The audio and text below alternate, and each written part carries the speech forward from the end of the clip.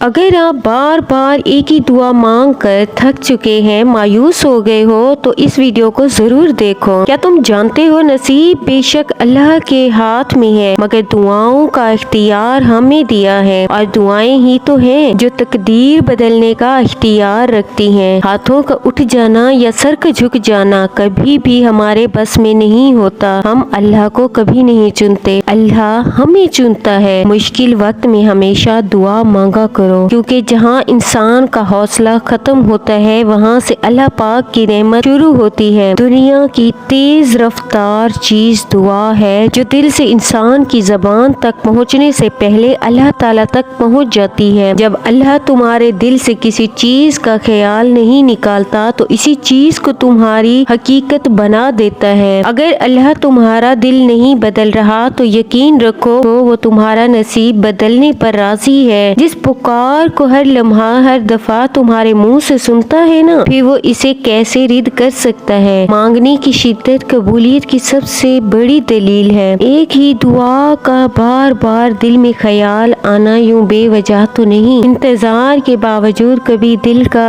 एक ही दुआ को दोहराते रहना बेवजह नहीं होता। अल्लाह ताला भी ख्वाहिशें दिल में यूं ही नहीं डालता। माजिज़े तब होते हैं जब तुम उस वक्त भी दुआ मांगना नहीं छोड़ते, जब दुनिया तुमसे कह रही होती है ये तुम्हारे लिए मुमकिन ही नहीं। जानते हो ऐसा भी होता है, तुम तो भूल जाते हो अपने सालों से मांगी दुआओं को। तुम मांगते मांगते थक जाते हो, ये सोच कर दुआ कबूल नहीं होती तो क्यों मांगो। लेकिन तुम्हारा रब कभी नहीं भूलता, वो तो जानता है वो सालों बाद ही सही, लेकिन अल्लाह तुम्हारी दुआओं को कबूलियत का नाम दे देता है। इसे सब याद है। तुम्हारा रातों को उठकर दुआएं करना, अपनी दुआओं की कबूलियत के लिए मुआजिज़े का इंतजार करना, तुम्हारी तड़प और तुम्हारी जुस्तजू वो कुछ भी नहीं भूलता। वो तो मालिक मुआजिज़ात है, वो खालिक कायनात है। मुआजिज़े करना तो इसकी शान है। तुम्हें बस वो एक ही मुआजिज़ा चाहिए जो तुमने मांगा है। हालांकि वो तो अल्लाह जानता है कि तुम्हारे हक में क्या बेहतर है। जब तुम गहरे दर्द में सवाली बनकर अल्लाह के दर पर जाते हो, जब तुम बेबयां खामोशियां लेकर अल्लाह के सामने फरियाद करते हो ना, जब तुम अपनी खताओं की टोकरी लेकर इससे रहम की भीख मांगते हो, वो अपनी सारी रहमत समेट कर तुम्हारा इस्तकबाल करता है। अपनी पुरसकून सी याद में लपेट कर दुनिया के हर दर्द से आजाद करा देता है। अपने नूर से तुम्हारा बिखरा हुआ दिल नूर कर देता है।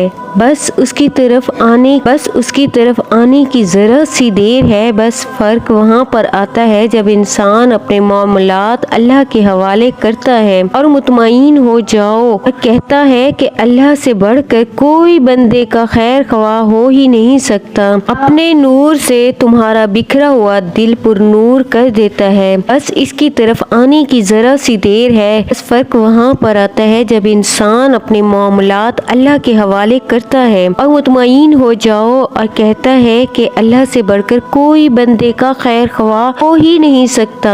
कोई मामला परेशान करे और इसके कोई हल नजर ना आए, तो इसे अल्लाह के हवाले कर दिया करो। फिर अल्लाह वहाँ से जरिया बनाता है जहाँ से गुमान भी नहीं होता। इसकी दस्तरस में दो जहाँ है, इसके लिए तुम्हारा मामला आसान करना भला कहाँ से मुश्किल है। तुम्हें महसूस हो कि तुम्हारी तबीयत को जिक्र खुदा से सुकून महसूस होता है, तो समझ लो कि अल्लाह पाक तुम्हें पसंद करने लगा है। अपने इस तड़पते दिल को समझाओ कि अल्लाह के फैसले हमेशा ढेरों खुशियाँ लाते हैं। बस तुम सब्र करो और अपने ऊपर अल्लाह की इनायतों को बरसता देखो। जब तुम महसूस करो बस तुम सब्र करो और अपने ऊपर अल्लाह की इनायतों को बरसता देखो। जब तुम महसूस करो कि आखिरी हद तक आजमाए जा रहे हो, समझ जाओ कि तुम्हारे मामले का फैसला अल्लाह की तरफ से मदद का वक्त यकीनन बहुत करीब आ रहा है।